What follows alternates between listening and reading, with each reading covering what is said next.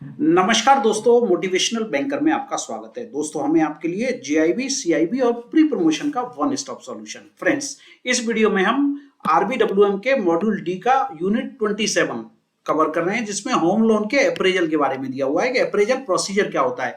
जब भी हम किसी एप्लीकेंट को होम लोन देते हैं, एप्लीकेंट बोरोवर तो वो तब बनेगा जब आप लोन दे देंगे। तो लोन देने से पहले बोरोवर का अप्रेजल किस तरह से करते हैं, तो हम क्या क्या समझेंगे इस यूनिट में। देखो, अप्रेजल बैंक कैसे करता है, सबसे पहले वो देखेंगे। उसके बाद देखेंगे क्या क्या डॉक्यूमेंट सबमिट करने होते हैं उसको जब होम लोन वो अवेल करना चाहता है बैंक से। अप्रेजल ऑफ लोन रिक्वेस्ट, इसके अलावा other relevant issues in pre sanction stage, जब हम सैंक्शन करते हैं उससे पहले की स्टेजेज में क्या क्या होता है, वैल्यूएशन, लीगल, इन सब पे चर्चा करेंगे। और फिर स्टेज आती है जब सैंक्शन कर दिया आपने, डॉक्यूमेंटेशन करेंगे, फिर आप मॉर्गेज क्रिएट करते हैं उसका, फिर डॉक्यूमेंट को रजिस्टर्ड कराते हैं सब रजिस्ट्रार के पास में। हम ये भी इंश्योर करते हैं कि फोर्ज डॉक्यूमेंट या फैब्रिकेटेड टाइटल डीड तो हमको सबमिट नहीं करती हैं। दूसरी सिक्योरिटी जो वो सबमिट करता है, माना गोल्ड उसने दे दिया या एनएससी दे दी या एलआईसी उसने सरेंडर जो है आपको एक्स्ट्रा सिक्योरिटी के तौर पे दे दी, तो उसका क्या ट्रीटमेंट करेंगे। फिर सरसाई के साथ में चार्ज कैसे रजिस्टर कराते हैं, इस पे भी हम चर्चा करेंगे। और लास्ट में आएंगे हम मॉनिटरिंग कैसे करना है अकाउंट की, और क्लोजर में क्या प्रोसीजर रहेगा, इस सब पे हम इसमें चर्चा करने वाले हैं। तो सबसे पहले हम शुरुआत करते हैं एप्लीकेशन फॉर्म से। देखिए, जो भी एप्लीकेंट आपके पास में आएगा सबसे पहले आपको एप्लीकेशन फॉर्म सबमिट करेगा। एप्लीकेशन जो फॉर्म सबमिट करेगा उसमें सारी जानकारी बोरोवर जो एप्लीकेंट है उसके बारे में होगी। उसका नाम क्या है, उसकी एज क्या है, उसका एड्रेस क्या है, प्रेजेंटली कहाँ रहता है, रेंटल रह रहा है या वो अपने खुद के घर में रह रहा है, उसकी इनकम क्या है, क्या सिक्योरिटी देगा बैंक को, लैंड एंड बिल्डिंग की क्या पोजीशन है, ये सारी जानकारी वो आपको देगा एप्लीकेशन फॉर्म में। एप्लीकेशन फॉर्म का एक प्रॉपर फॉर्मेट हर बैंक का होता है, उसमें वो सारी जानकारी देगा। उसके बाद में हमको उससे डिटेल लगेगी लैंड एंड बिल्डिंग की, क्या उसने प्लॉट परचेज कर रखा है, उस पर कंस्ट्रक्शन करना है, आउटराइट परचेज कर रखा है, करना चाहता है वो, फ्लैट परचेज कर रहा है या कंस्ट्रक्शन करेगा, ये सारी जानकारी हम उससे मांगेंगे। फिर उसके इनकम सोर्स के बारे में जानकारी मांगेंगे, एग्जिस्टिंग इनकम क्या है और कहां से इनकम आ रही है, सैलरीड क्लास है, बिजनेस है तो किस तरह का है, वो सारी जानकारी हम उससे लेंगे। फिर how long this income is expected to continue in case of applicant और को एप्लीकेंट। देखिए, अगर बिजनेस कर रहा है वो तो माना उसकी इनकम कम है, आपने को एप्लीकेंट ले लिया, तो को एप्लीकेंट की इनकम को भी हम चेक करेंगे कि कहीं ऐसा तो नहीं है कि वो सिर्फ इनकम रिटर्न्स में वो शो कर रहा है, एक्चुअल इनकम को एप्लीकेंट की नहीं है। एप्लीकेंट की भी जो इनकम वो दिखा रहा है वो एक्चुअल इनकम है या नहीं। कई बार ऐसा होता है कि कई एप्लीकेंट इतने होशियार होते हैं कि उनकी इनकम तो एक्चुअली कम होती है पर वो रिटर्न में ज्यादा शो करते ताकि उनकी एलिजिबिलिटी ज्यादा आए। ठीक है, तो ये हमको देखना पड़ता है जब हम उसकी एप्लीकेशन लेते हैं। ओके, फिर एग्जिस्टिंग लाइबिलिटी क्या है, हम उससे एसेट लाइबिलिटी का फॉर्म फिल कराते हैं, जिसमें उसकी सारी एसेट्स, प्रेजेंटली क्या एसेट है उसके पास में और प्रेजेंटली उसकी लाइबिलिटीज क्या है, कितनी है, कितने टाइम में क्लोज होंगी, किसके अगेंस्ट में, वो सारी डिटेल लेते हैं। और एक और चीज, monthly financial repayment obligation on the proposed loan among other things. देखिए, पहले से उसके कुछ लोन चल रहे हैं तो उस पर कितनी ईएमआई जाती है, अभी जो ईएमआई जाएगी उसके बाद में उसकी टेक होम सैलरी क्या बचेगी, ये सारी जानकारी हम उससे लेते हैं। तो ये तो बात होगी हमारी एप्लीकेशन फॉर्म की। इसके अलावा उसको क्या डॉक्यूमेंट और सबमिट करने होते हैं। देखिए, यहां मैंने एप्लीकेशन फॉर्म की बात कर ली, सारी चीजें एप्लीकेशन फॉर्म की हो गई। उसके साथ उसका एक फोटोग्राफ मांगेंगे एप्लीकेंट का और को एप्लीकेंट का, प्रूफ ऑफ आइडेंटिटी जैसे वोटर आईडी है, उसका पासपोर्ट है, ड्राइविंग लाइसेंस है, पैन कार्ड है, पैन जरूरी है, आधार कार्ड है, इस तरह के डॉक्यूमेंट उससे यानी केवाईसी उससे मांगेंगे, know your customer. Proof of residence मांगेंगे, प्रूफ ऑफ रेजिडेंस में उसका टेलीफोन बिल हो सकता है, इलेक्ट्रिसिटी बिल हो सकता है, प्रॉपर्टी टैक्स की रिसीट हो सकती है, या वोटर आईडी कार्ड है, इस पे भी उसका एड्रेस होगा। तो प्रूफ चाहिए कि वो जिस एड्रेस पे रह रहा है उसका उसके पास प्रॉपरली प्रूफ है या नहीं। ठीक है, प्रूफ ऑफ बिजनेस एड्रेस, ये बहुत जरूरी है। सिर्फ रेजिडेंशियल एड्रेस ही नहीं मांगना है हमको, जो नॉन सैलरीड है, बिजनेस क्लास हैं, उनके बिजनेस की भी पूरी डिटेल आपको लेनी है। उसका प्रॉपर एड्रेस, कहाँ बिजनेस कर रहा है, अगर बिजनेस उसका ऑफिस अलग है, गोडाउन अलग है, तो सारी जानकारियां आपके पास में होनी चाहिए। क्योंकि अगर डिफॉल्ट किया इसने एप्लीकेंट ने तो आप इसी एड्रेस से उसको ट्रेस कर पाओगे। कई बार जब डिफॉल्ट करता है बोरोवर तो अगर रेंटल घर में रह रहा है तो वो चला जाएगा वहां से छोड़ के। बिजनेस भी अगर रेंट पे है तो रेंट का एग्रीमेंट आपको प्रॉपरली देखना है कि कितने साल के लिए इसने रेंट एग्रीमेंट कर रखा है, ये सारी जानकारियां हमको देनी है। जहां सैलरीड की बात है उसका फॉर्म 16 लेना है। In case of salaried person, IT assessment order for the past 3 assessment year. In case of non salaried के केस में उसका आईटी असेसमेंट लेना है। सैलरीड है तो उसका फॉर्म 16 होगा, फॉर्म 16 के बाद वो आईटीआर भी फाइल करता है, वो भी लेना है। ठीक है, इसके अलावा बहुत जरूरी है उसका बैंक अकाउंट की डिटेल लेना, जहां जहां उसके बैंक अकाउंट है उसकी इधर पासबुक की कॉपी, लास्ट 6 महीने की नहीं, लास्ट 12 महीने की कम से कम कॉपी लेनी है, ताकि आप उससे पता कर पाए कि उसकी सैलरीड है तो सैलरी रेगुलर आती है या नहीं, जो पहले से उसने लोन ले रखे हैं उसकी ईएमआई बराबर जा रही है या नहीं। हालांकि आप सिविल रिपोर्ट जब उसकी निकालते हैं तो उसमें भी काफी सारी जानकारियां आपको उसकी मिलती हैं। ठीक है, हाउसिंग बोर्ड से या सोसाइटी से मकान लिया तो लेटर ऑफ अलॉटमेंट भी उससे आपको लेना पड़ेगा। ठीक है, ये बाई एंड लार्ज हम एक जानकारी बता रहे हैं। ठीक है, इसके बाद देखिए, अब copy of approved plan where applicable, अगर रेडी बिल्ड हाउस है उसका तो अप्रूव्ड प्लान उससे लेना है, अगर कंस्ट्रक्शन कर रहा है तो परमिशन फॉर कंस्ट्रक्शन लेनी है, जो भी अप्रोप्रिएट अथॉरिटी है वो उसको परमिशन देगी कंस्ट्रक्शन की। इसमें एक बात आपको ध्यान रखनी है कि कंस्ट्रक्शन की वैलिडिटी कितनी है, कई बार 3 साल के लिए, 2 साल के लिए, 1 साल के लिए परमिशन। कई बार क्या होता है, बोरोवर ने समझे 2020 में परमिशन मांगी, 20 में मिल गई और ये वैलिड है 2023 तक, अभी उसने अप्लाई लोन 2023 में किया है, तो पता चला कि जो हाउस है उसका कंस्ट्रक्शन होते होते परमिशन उसकी खत्म हो गई। तो ये कंस्ट्रक्शन जो परमिशन है उसमें ये देखें कि वैलिडिटी क्या है। इसके अलावा जहां कंस्ट्रक्शन का केस होगा वहां पे आपको एस्टिमेट लगेगा अप्रूव्ड वैल्यूअर से, और अगर रेडी बिल्ट हाउस है तो वैल्यूएशन रिपोर्ट लगेगी, पहले से प्लॉट ले रखा है तो वैल्यूएशन रिपोर्ट लगेगी, प्लस आपको एस्टिमेट भी लगेगा, ये अप्रूव्ड वैल्यूअर से लगेगा। जहां पे एग्रीकल्चर लैंड है उसका कन्वर्जन हुआ होना जरूरी है, वो रेजिडेंशियल के लिए उसको कन्वर्ट होना है। एग्रीकल्चर लोन लैंड पे हाउसिंग लोन नहीं मिलेगा अगर वो कन्वर्टेड नहीं है फॉर रेजिडेंशियल पर्पज। ठीक है, सेल डीड, सेल एग्रीमेंट, अगर आउटराइट परचेज कर रहा है किसी से, प्लॉट परचेज कर रहा है या रेडी बिल्ट हाउस है तो उसका एग्रीमेंट फॉर सेल होगा। पुरानी सेल डीड सबको देखनी पड़ेगी। Parent document, prior document of the property through which the transfer of the property acquired title. देखो, हम चेन डीड उससे मांगते हैं, चेन डॉक्यूमेंट बोरोवर से मांगते हैं। जब आपके पास आएगा तो वो चेन डॉक्यूमेंट की जीरोक्स दिखाएगा आपको या ओरिजिनल दिखाएगा, परंतु जब एडवोकेट इसकी लीगल सर्च रिपोर्ट बनाएगा, एलएसआर या टीएसआर बोलते हैं, टाइटल सर्च रिपोर्ट जब बनाएगा तो उसको ओरिजिनल सेल डीड, जो सेलर है उसको ओरिजिनल सेल डीड बोरोवर के साथ में जाके, इस एप्लीकेंट के साथ में जाके एडवोकेट को दिखानी पड़ेगी। जो एडवोकेट है वो ओरिजिनल सेल डीड देखेगा, उसके बेसिस पे ही वो लीगल सर्च रिपोर्ट या टाइटल सर्च रिपोर्ट उसकी बना के देगा। ठीक है, इसके अलावा वो नॉन इनकम्बरेंस सर्टिफिकेट चेक करेगा, सर्च रिपोर्ट बनाएगा 13 साल की। अब देखिए यहाँ पे जब सब रजिस्ट्रार ऑफिस में ये सर्च करते हैं 13 ईयर की, तो बैंक इनको सजेस्ट करती है कि जो प्रीवियस सेल डीड हैं, समझो एक प्रॉपर्टी 1 2 3 4 3 बार सेल हो चुकी है और ये जो बायर है जिसको लोन दे रहे हैं वो 4th बायर है, तो ये तीनों जो ओरिजिनल सेल डीड है ये भी वापस करनी है उसको, जो सेलर है वो देगा इसको, किसको, बायर को, 4th बायर जो है उसको देगा। ठीक है, और ये जो पुरानी सेल डीड है इनकी सर्टिफाइड कॉपी हम एडवोकेट को बोलते हैं कि आप सब रजिस्ट्रार ऑफिस से निकालिए और इनको टैली करिए जो ओरिजिनल उसने दिखाई है, ताकि फ्रॉड से बचा जा सके, ये बात हमेशा ध्यान रखें। ठीक है, इसके अलावा position certificate issued by the revenue authority, tax receipt, land building tax पे किया है तो उसकी रसीद, और अगर हाउसिंग प्रोजेक्ट है तो रेरा का अप्रूवल है या नहीं, ये चीजें जरूरी हैं जो आपको देखनी होती हैं। ठीक है, अब माना रेडी बिल्ट हाउस है, देखिए यहां दिया है in case of purchase of ready built house या रेडी बिल्ट फ्लैट है, तो branch should ensure that the construction has been approved by the local authority. पहले तो कंस्ट्रक्शन परमिशन होनी चाहिए, अप्रूवल होना चाहिए, tax has been paid up to the date land and building का। इसके अलावा age of the building is to be ascertained and to be recorded in the valuation report. देखिए जनरली जो building है उसकी एज जो है 60-65 ईयर्स मानी जाती है, तो कितनी पुरानी बिल्डिंग है उसका एज ऑफ बिल्डिंग भी देखना जरूरी है। उसका सर्टिफिकेट लेते हैं हम वैल्यूअर से कि जितने साल का लोन है उतने साल ये बिल्डिंग रहेगी या नहीं। ठीक है ना, तो ये सर्टिफिकेट भी लेना जरूरी है। फ्यूचर लाइफ देखनी होती है बिल्डिंग की कि कितनी है। पता चला बिल्डिंग की future life 20 lakh, future life 20 years है और आपने लोन दे दिया 30 ईयर्स का, ऐसा नहीं होना है। ठीक है, ज्यादा पुरानी बिल्डिंग है तो हम लोन उस पर कंसीडर नहीं करते हैं। रेरा अप्रूवल हम बात कर ही चुके हैं, जहां पे रिक्वायर्ड है वहां पे रेरा अप्रूवल लेना पड़ेगा। ठीक है, अब बात आती है अप्रेजल की। अप्रेजल फॉर्म जब हम बनाते हैं या प्रोसेस नोट बनाते हैं, ऐसा कह सकते हैं, बैंक में बैंक अप्रेजल नोट बनाता है, प्रोसेस नोट बनाता है, तो क्या क्या मांगेगा। देखो सबसे पहले एप्लीकेशन मांग ली उसने, ये अप्रेजल नोट हो गया उसका खुद का। अब देखो टर्म लोन का एग्रीमेंट बनेगा हाउसिंग फाइनेंस के लिए, जो डॉक्यूमेंट है, जो बैंक डॉक्यूमेंट लेती है। गारंटर यूजुअली जरूरत नहीं होती है हाउसिंग लोन में, कुछ केसेस में गारंटी की जरूरत पड़ती है, अदरवाइज गारंटर की जरूरत नहीं है। अगर गारंटर है तो गारंटर का डॉक्यूमेंट भी लगेगा।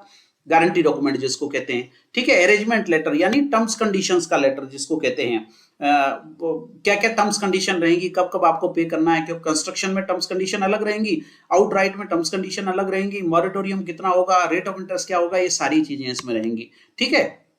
फिर इंटेंट लेटर इक्विटल मॉर्गेज का, क्योंकि उसको इक्विटल मॉर्गेज कराना है बैंक में, तो मेमोरेंडम बनेगा, उसका इंटेंट लेटर बनेगा। इक्विटल मॉर्गेज कंफर्मेशन लेटर यानी उसको मेमोरेंडम पे साइन करना होगा।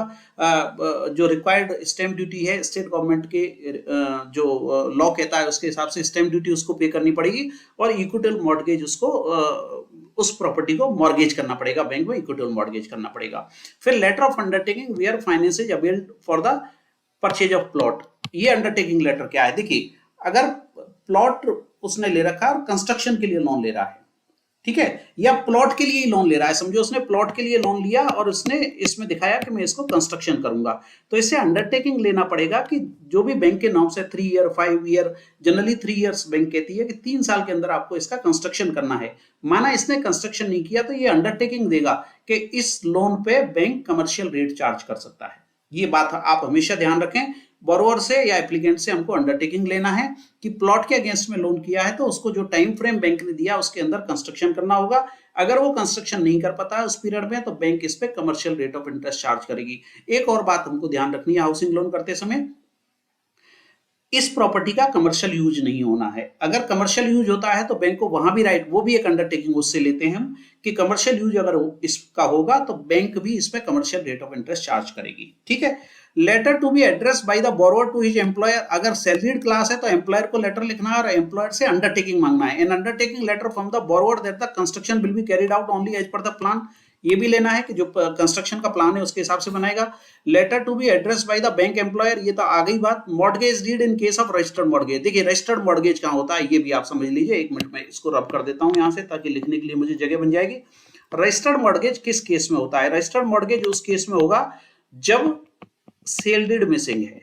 रजिस्टर्ड मॉर्गेज या सिंपल मॉर्गेज जिसको कहते हैं, जहां sale deed missing, original sale deed missing होती है। जैसे समझिए घर में फायर हो गया और जो ओरिजिनल सेल डीड थी वो डिस्ट्रॉय हो गई, तो उस केस में बैंक रजिस्टर्ड मॉर्गेज करता है। हालांकि यहाँ स्टैंप ड्यूटी ज्यादा होती है इसलिए ऐसे केसेस बैंकों में बहुत कम आते हैं, और इसके लिए प्रॉपर आपको हायर अथॉरिटी से परमिशन भी लेनी पड़ेगी, ब्रांचों को इसकी परमिशन नहीं होती है, क्योंकि आप जो इक्विटल मॉर्गेज क्रिएट करेंगे वो सर्टिफाइड कॉपी पे करेंगे, और सर्टिफाइड कॉपी पे हम लोन नहीं देते हैं। तो सर्टिफाइड कॉपी पे अगर लोन देना है आपको तो रजिस्टर्ड मॉर्गेज करना पड़ेगा और आपको नेक्स्ट हायर अथॉरिटी से परमिशन लगेगी। Document in connection with pledge of the security, अगर आपने कोई और सिक्योरिटी ली है, कोई एनएससी ले ली उससे या एलआईसी पॉलिसी ले ली, तो उसके लिए आपको प्रॉपर डॉक्यूमेंट उससे लेना है, ठीक है। यहां तक बात समझ में आ गई।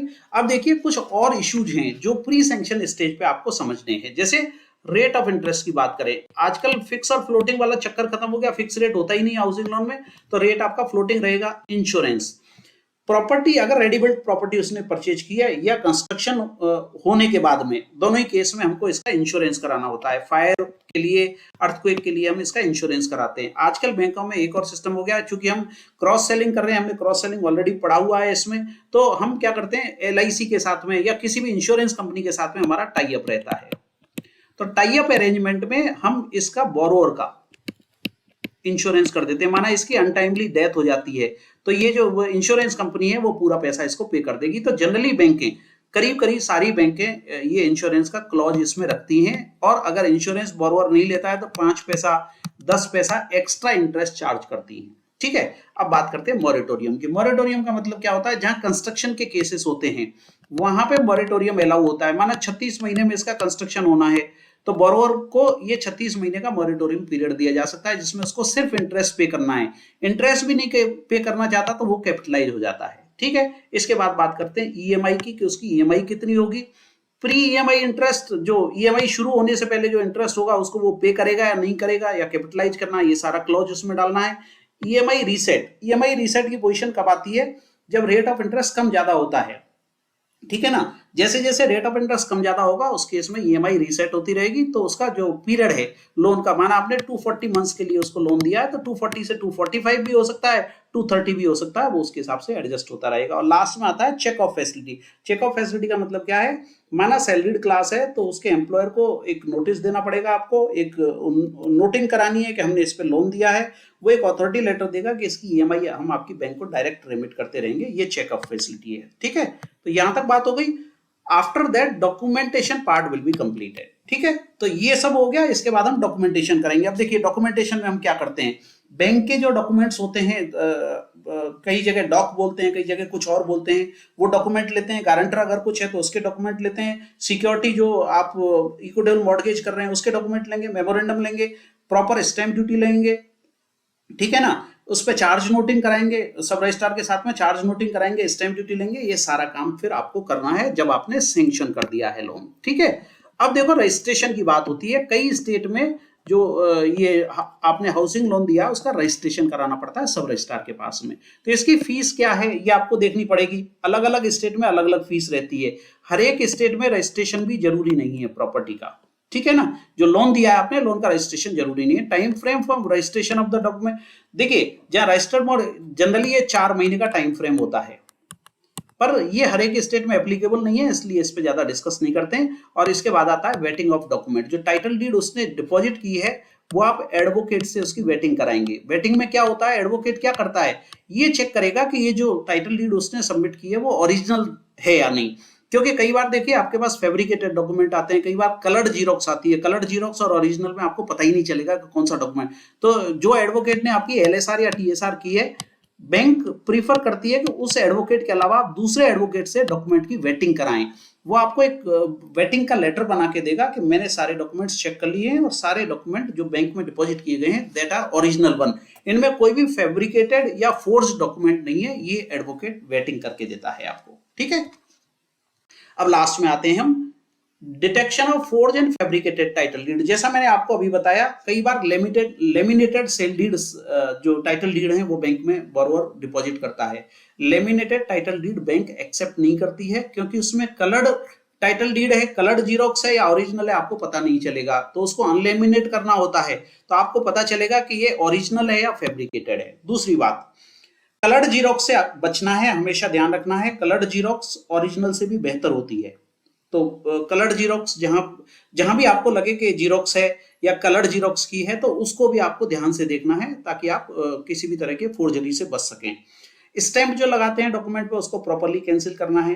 ठीक है, और एक और बात, जब हम एलएसआर कराते हैं एडवोकेट से या टीएसआर कराते हैं, टाइटल सर्च रिपोर्ट कराते हैं, तो हम एडवोकेट को हर बैंक में करीब करीब ये रूल होता है कि हम उसको बोलते हैं कि जितने भी उसने सेल डीड दी है, खासतौर पर प्रीवियस डीड जो दी है, प्रीवियस सेल डीड दी है, उनकी सर्टिफाइड कॉपी एडवोकेट निकालेगा कहां से, सब रजिस्ट्रार ऑफिस से। सर्टिफाइड कॉपी को ओरिजिनल के साथ में मैच करेगा, उससे पता चल जाएगा कि जो भी प्रीवियस डॉक्यूमेंट भी जो उसने दिए हैं वो बराबर हैं, उनमें किसी तरह का कोई फैब्रिकेटेड टाइटल डीड नहीं है। ठीक है, इसके बाद बात करें अदर सिक्योरिटी की। जनरली हाउसिंग लोन में अदर सिक्योरिटी कोई भी बैंक नहीं लेता है। आजकल कंपटीशन इतना ज्यादा है, आप देख रहे हैं, हम अभी दूसरे चैप्टर्स में बात कर रहे थे, कंपटीशन रिटेल में इतना ज्यादा है, रेट ऑफ इंटरेस्ट 5% का डिफरेंस होता है तो कस्टमर दूसरी बैंक में चला जाता है। तो अदर सिक्योरिटी कोई भी कस्टमर नहीं देता है। फिर भी चूंकि चैप्टर में कवर की है तो माना LIC पॉलिसी उसने दी है तो उसकी सरेंडर वैल्यू निकाल के उस पर असाइनमेंट कराना है,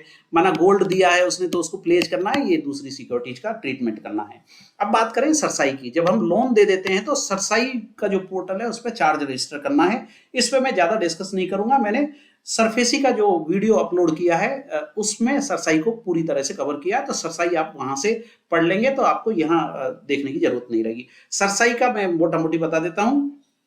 इमीडिएट सरसाई के पोर्टल पे चार्ज क्रिएट कराना होता है। उसका फायदा ये मिलता है कि जिस बैंक ने, माना एक ही टाइटल डीड के अगेंस्ट में 2 बैंकों से बोरोवर ने लोन ले लिया, तो जिस बैंक ने सरसाई के पोर्टल पे अपना पहले चार्ज रजिस्टर कराया है, डिफॉल्ट के केस में प्रायोरिटी उसको मिलेगी, इसलिए सरसाई बहुत इंपॉर्टेंट है।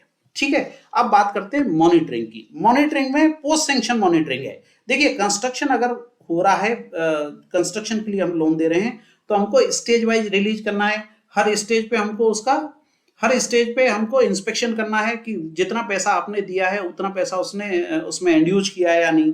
फ्लैट अगर है देखिए फ्लैट के केस में क्या होता है कि जो बिल्डर होता है वो लंबे टाइम तक उसका रजिस्ट्रेशन करके नहीं देता है, तो इसका भी आपको ध्यान रखना है। सोसाइटी अगर है तो सोसाइटी में भी काफी सारे फ्रॉड होने के चांसेस रहते हैं, तो यहाँ प्रॉपर इंस्पेक्शन करें।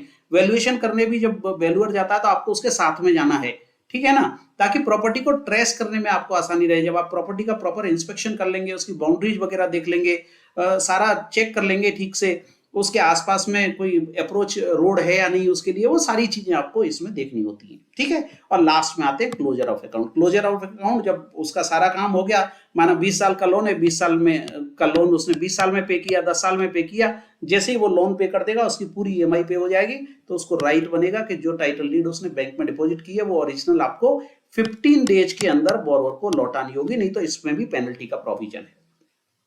15 दिन के अंदर हमको टाइटल डीड बोरोवर को लौटानी होती है। तो ये पूरा सिस्टम है जो हाउसिंग लोन में चलता है। तो देखिए मैंने शुरू से आपसे क्या बात की है, सबसे पहले अप्रेजल प्रोसीजर समझा हमने, फिर डॉक्यूमेंट क्या क्या लगते हैं, अप्रेजल की जो रिक्वेस्ट देता है उसका अप्रेजल कैसे करते हैं, other relevant document pre sanction stage पे क्या लेते हैं, डॉक्यूमेंटेशन कैसे करते हैं, मॉर्गेज कैसे क्रिएट करते हैं, रजिस्ट्रेशन ऑफ चार्जेज क्या होता है, फोर्स डॉक्यूमेंट को कैसे डिटेक्ट करेंगे, कोई और सिक्योरिटी दी है तो उसका ट्रीटमेंट कैसे करेंगे, सरसाई में कैसे चार्ज क्रिएट करना है, फिर मॉनिटरिंग कैसे करना है, और लास्ट में हमने बात की है क्लोजर ऑफ अकाउंट के बारे में। मैं उम्मीद करता हूं कि होम लोन के बारे में मैंने सारी जानकारी आपको यहाँ दे दी है, और उम्मीद करता हूं कि ये आपके एग्जाम के पॉइंट ऑफ व्यू से काफी इंपॉर्टेंट रहेगी। Thank you very much friends for watching this video.